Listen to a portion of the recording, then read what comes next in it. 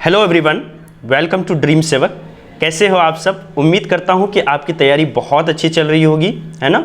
जैसा कि आपको पता है एनसीईआरटी कितनी ज़्यादा इंपॉर्टेंट है, तो उसकी कवरेज को लेकर के हम आए हैं। ये लेक्चर ना सिर्फ 6 to 12 के बच्चों के लिए इंपॉर्टेंट होगा, बल्कि वो सारे दोस्त, वो सारे स्टूडेंट्स जो किसी ना किसी एग्जाम्स की तैयारी करने का सोच रहे हैं, उन सब के लिए भी काफ़ी यूजफुल होगा। तो आइए लेक्चर की शुरुआत करते हैं। आज के लेक्चर में हम लोग क्लास 9th की इकोनॉमिक्स को पढ़ने के लिए जा रहे हैं। आपको पता है कि जैसा कि पहले ही पार्ट 1 और 2 को अपलोड किया जा चुका है। अगर आपने अभी तक उस लेक्चर को नहीं सुना है, नहीं देखा है, तो आप जाकर के डिस्क्रिप्शन बॉक्स में लिंक है, वहाँ से आप इसको देख सकते हैं। तो आइए लेक्चर की शुरुआत करते हैं। आज की क्लास में हम लोग पढ़ेंगे ग्रीन रिवॉल्यूशन के बारे में। ग्रीन रिवॉल्यूशन को समझने से पहले हमें मॉडर्न फार्मिंग मेथड को समझना पड़ेगा। जैसा कि पिछले लेक्चर में बताया गया है कि मॉडर्न फार्मिंग मेथड होता क्या है। जैसे हम लोग क्या करते हैं कि पहले हल बैल से खेती की जाती थी, अभी हम लोग क्या करते हैं, मॉडर्न फार्मिंग मेथड में ट्रैक्टर्स का, इक्विपमेंट्स का इस्तेमाल किया जाता है। जिस फार्म मशीन्स की इस्तेमाल की वजह से जो 2 घंटे का काम है वो 2 मिनटों में किया जाता है। जो परंपरागत सीड्स हैं उसके जगह पर हाई यील्ड वैरायटी सीड्स का इस्तेमाल किया जाता है। इसके अलावा फर्टिलाइजर्स का इस्तेमाल किया जाता है और पेस्ट काफ़ी ज़्यादा लगता है, तो उसमें पेस्टिसाइड्स का इस्तेमाल किया जाता है। और इरिगेशन की मदद से, इन सब में के बीच में इरिगेशन लगता है, और इरिगेशन की मदद से क्या किया जाता है कि पैदावार को पर क्रॉप जो है यील्ड को, उसको बढ़ाया गया 1965-66 के दौर में। इसी को क्या कहते हैं, मॉडर्न फार्मिंग कहते हैं। अब आते हैं हम लोग ग्रीन रेवोल्यूशन पर। देखिए, ग्रीन रेवोल्यूशन जो टर्म है इसको फर्स्ट टाइम यूज किया गया था विलियम गार्ड के द्वारा, और फादर ऑफ ग्रीन रेवोल्यूशन जो ये टेक्नोलॉजी है, इसका निर्माण जो है नॉर्मन बोरलॉग ने किया था। और हमारे देश के जो साइंटिस्ट थे MS स्वामीनाथन, काफ़ी यंग साइंटिस्ट थे, इनके नेतृत्व में जो है वो यहाँ पर इंडिया के अंदर में ग्रीन रेवोल्यूशन हुआ था। तो भारत का ग्रीन रेवोल्यूशन का जो फादर है उस किसे कहा जाता है, father of the green revolution in India, ये MS स्वामीनाथन को कहा जाता है ना। ग्रीन रिवॉल्यूशन आने से हमारे देश में एग्रीकल्चर जो है वो इंडस्ट्री के तरह ट्रीट किया जाने लगा। मॉडर्न मेथड्स जो है इस्तेमाल किया गया, यील्ड काफ़ी ज़्यादा बढ़ गई। Tractors, pesticides, irrigation facilities, fertilizers का इस्तेमाल काफ़ी बड़े पैमाने पर किया गया, जिससे पैदावार काफ़ी ज़्यादा बढ़ गई। आइए हम लोग इसके इम्पैक्ट को समझते हैं। ग्रीन रेवोल्यूशन के कुछ पॉजिटिव इम्पैक्ट्स थे तो कुछ नेगेटिव इम्पैक्ट्स भी थे। आइए पहले पॉजिटिव इम्पैक्ट को समझते हैं। पहला तो ग्रीन रेवोल्यूशन से ये फ़ायदा हुआ कि हमारा जो है प्रोडक्शन काफ़ी ज़्यादा बढ़ गया। दूसरा क्या हुआ कि हम सेल्फ सफिशिएंट हो गए।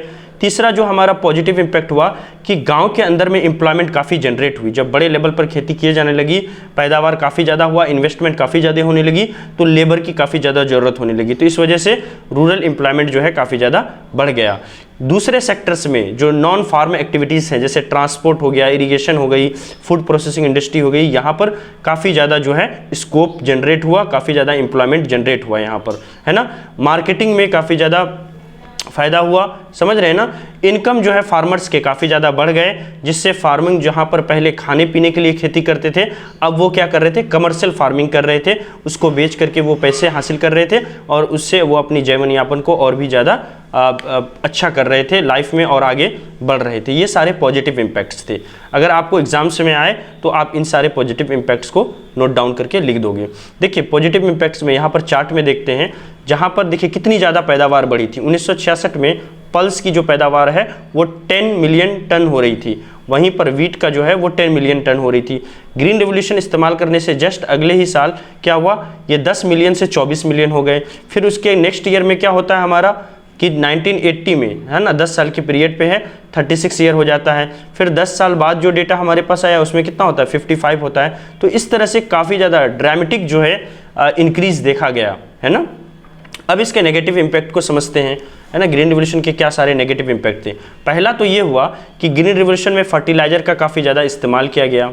आपको पता है पंजाब में ग्रीन रिवोल्यूशन पहले इंट्रोड्यूस किया था, तो पंजाब में बहुत ज़्यादा फर्टिलाइजर का इस्तेमाल किया गया। आपको पता है फर्टिलाइजर्स में जो केमिकल्स होते हैं उसकी वजह से बैक्टीरिया मर जाते हैं, और बैक्टीरिया ही क्या करती है, जो क्रॉप्स के पौधे होते हैं, जो उसके क्रॉप पौधे के जो उनके पत्तियां होती है उनको गलाने का काम करती है, उनको ह्यूमस में बदलने का काम करती है।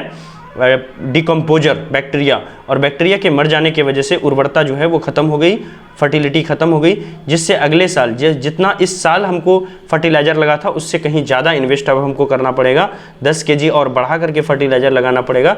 तो इस तरह से क्या हुआ, कॉस्ट ऑफ प्रोडक्शन जो है वो बढ़ गया।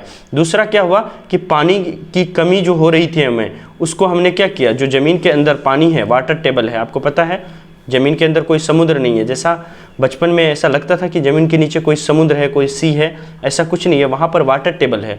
ये जो बारिश का पानी है वो रिस करके नीचे जाता है और वहाँ जमा हो जाता है। तो यहीं ये जो वाटर टेबल है, हमने पंपिंग सेट से सारा पानी निकाला तो पानी की काफ़ी ज़्यादा किल्लत हो गई। आज भी देखोगे हरियाणा वगैरह में पानी वहाँ पर नहीं है, वहाँ पर टैंकर के द्वारा पानी आ रहा है। तो ग्रीन रिवोल्यूशन का एक नुकसान ये भी रहा कि पानी की जो वाटर टेबल है उसकी काफ़ी ज़्यादा वास हुआ, वो काफ़ी ख़त्म हो गई। Lower level of agriculture growth हुआ। क्या कारण थे इसके, इरिगेशन कवर हमारा अच्छा नहीं था। आज भी 40% ही इरिगेशन कवर है हमारे देश के अंदर में। जो खेत हैं उसके साइज काफ़ी छोटे छोटे थे, है ना, तो उस पर मशीनों की मदद से खेती करना जो है वो पॉसिबल नहीं था। टेक्नोलॉजी का पूरी तरह से यूज हम लोग नहीं कर पाए, है ना। और जो हमारा क्रेडिट सिस्टम था, जो रुपए पैसे थे, है ना, तो रुपया की काफ़ी शॉर्टेज थी। और आपको पता है छोटे किसानों को जो है वो लोन वगैरह मिलना कितना मुश्किल होता है।